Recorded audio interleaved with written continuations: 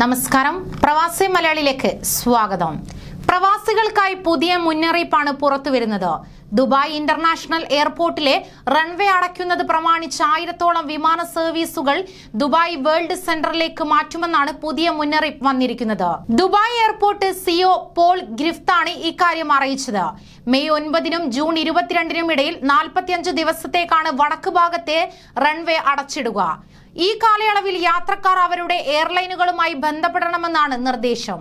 അതേസമയം അന്താരാഷ്ട്ര വിമാനത്താവളത്തിലെ ഒരു റൺവേ താൽക്കാലികമായി അടച്ചിടാൻ ഒരുങ്ങുന്നു. ഈ വർഷം മെയ് 9 മുതൽ ജൂൺ 22 വരെയാണ് റൺവേ അടച്ചിടുക. അറ്റകുറ്റപ്പണികളുടെ ഭാഗമായിട്ടാണ് ദുബായ് വിമാനത്താവള അധികൃതരുടെ തീരുമാനം. സുരക്ഷ കൂട്ടാനും വിമാന സർവീസുകളുടെ കാര്യക്ഷമത ഉറപ്പാക്കാനുമാണ് അറ്റകുറ്റപ്പണി നടത്തുന്നത്. സുരക്ഷയും കാര്യക്ഷമതയും ഉറപ്പാക്കുന്നതിന് വേണ്ടിയാണ് റൺവേയുടെ അറ്റകുറ്റപ്പണികൾ നടത്തുന്നതെന്ന് ദുബായ് എയർപോർട്ട് സിഇഒ പോൾ ഗ്രിഫ്റ്റ് പറഞ്ഞു. യാത്രക്കാർക്ക് ബുദ്ധിമുട്ടുണ്ടാവാതിരിക്കാനാണ് സർവീസുകൾ ദുബായ് വേൾഡ് സെന്ററിലേക്ക് മാറ്റുന്നത്. യാത്രക്കാർ തങ്ങൾ എത്തിച്ചേരുന്നത് ഏത് വിമാനത്താവളത്തിലേക്കാണെന്നും പുറപ്പെടുന്നത് എവിടെ നിന്നാണെന്നും വിമാന കമ്പനികളിൽ നിന്ന് വ്യക്തമായി മനസ്സിലാക്കണം.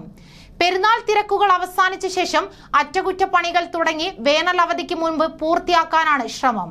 താരതമ്യേന ജനത്തിരക്ക് കുറഞ്ഞ സമയമാണ് പ്രവർത്തികൾക്കായി തിരഞ്ഞെടുക്കുന്നത്. വടക്കുഭാഗത്തെ റൺവേയിൽ ഇതിനു മുൻപ് 2014-ലാണ് ഇത്രയും ദൈർഘ്യമേറിയ അറ്റകുറ്റപ്പണികൾ നടന്നിട്ടുള്ളത്.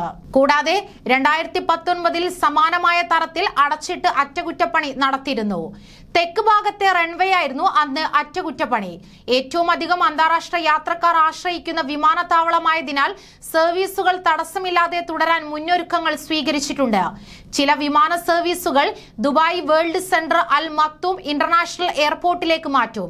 സർവീസുകളുടെ എണ്ണം കുറയ്ക്കുന്നതിനും പദ്ധതികളുണ്ട്. ഇത് സംബന്ധിച്ച പദ്ധതികൾ തയ്യാറാക്കാൻ എല്ലാ വിമാന കമ്പനികളോടും ആവശ്യപ്പെട്ടിട്ടുണ്ട്.